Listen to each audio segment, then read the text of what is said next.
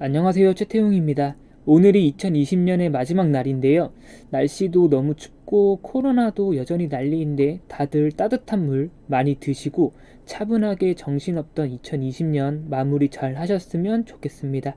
저는 2020년이 제 짧은 인생에 있어서 최악의 해였던 것 같은데 다가오는 2021년에는 다들 좀 잘 풀리고 잘 됐으면 좋겠습니다.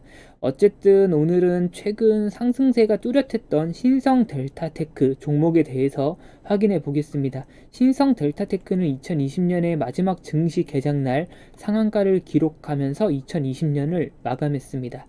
주봉 차트로 확인해 보면 지난 코로나로 인한 대하락 이후 지수와 같이 V자 반등 성공해주고 꾸준히 상승해서 약 500% 넘는 상승을 보여준 종목입니다. 최근에는 LG전자 등 2차전지 애플카 테마로 큰 상승이 있었고요. 상승 재료에 대해서 더 자세히 확인해 보면 지난주 충격의 LG전자 상한가 소식에 상승이 있었습니다. LG전자가 마그마와 같이 합작 법인을 설립하고 전기차 부품 생산 소식이 신성 델타테크의 주가에도 영향을 끼친 것인데요.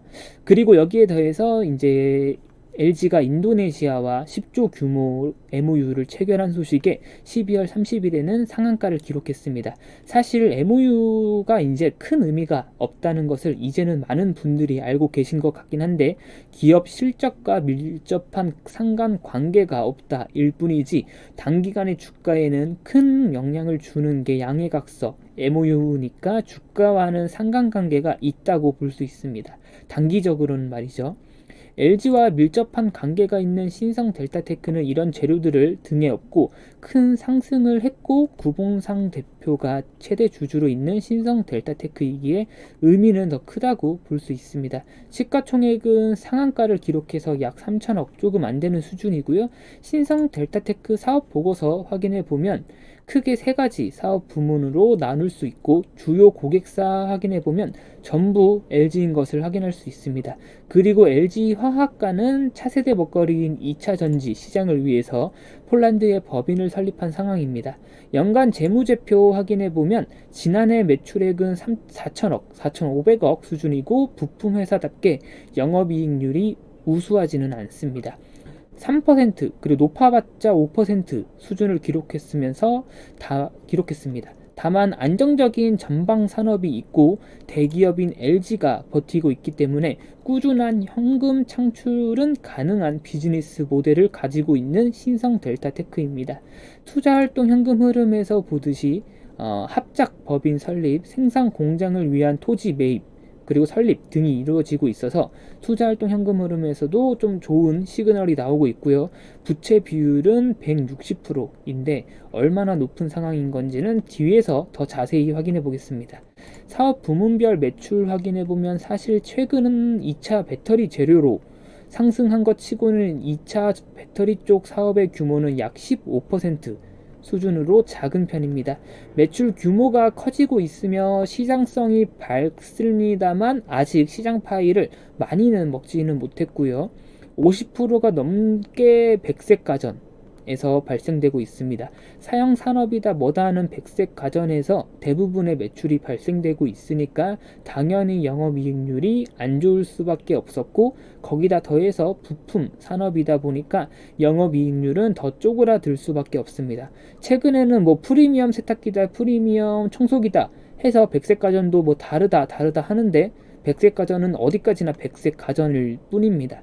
그래도 희망적인 건 LG를 최정방 산업 및 주요 고객사로 두고 있으며 LG 케미컬과도 밀접한 관계사로 있는 신성 델타테크이기에 향후 주가는 물론 기업 실적에도 어쩌면 큰 영향을 줄 수 있을 것으로 사료됩니다.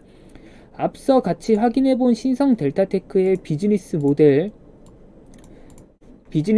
및 구조를 봤을 때는 역시 여타 다른 부품 생산 기업과 같이 정반 산업, 특히 대기업에 의해서 휘두를 수밖에 없구나를 느낄 수 있습니다. 여기에 그런 말들이 적혀 있는 건데 그래도 신성 델타테크는 주요 주주도 그렇고 일감 몰아주기다 뭐다 논란이 있을 정도 이기 때문에 자동차 부품 산업보다는 비즈니스 모델이 나은 편입니다. 다음으로 유동자산과 유동부채 확인해 보겠습니다.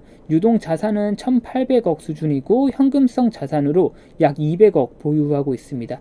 매출 채권의 규모가 1,000억으로 상당히 많은데 뒤에서 같이 확인해 보겠지만 매출 채권 대비 대손 충당금을 상당히 적게 쌓고 있습니다. 손실 규모도 거의 없다시피 하고요. 그렇기 때문에 너무 매출 채권이 많은 것 아니냐 하는 것은 걱정 안 하셔도 되고요. 이는 주요 고객사가 몇십 년 동안 거래해온 대기업이기 때문에 가능한 숫자입니다. 다음으로 유동부채 확인해보면 약 2천억 규모입니다. 그 중에서 단기 차입금이 1천억으로 좀 많아 보입니다. 뒤에서 확인해 보도록 하고 매입 채무도 약 700억 조금 안 되는 수준입니다.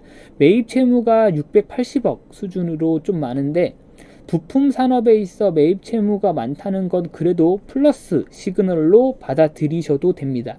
자세한 건 더 까봐야 알긴 하지만 그냥 쓱쓱 확인하실 때는 부품 산업에 있어 매입 채무의 증가는 부채긴 하지만 좋다, 무조건 좋다로 받아들이셔도 됩니다.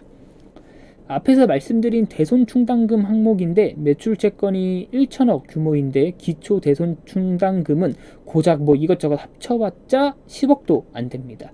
몇몇 가치 투자자 분들께서는 뒤집어지실 수도 있는 수치이긴 한데 신성 델타테크의 사업 구조상 걱정 안 해도 되는 수치입니다.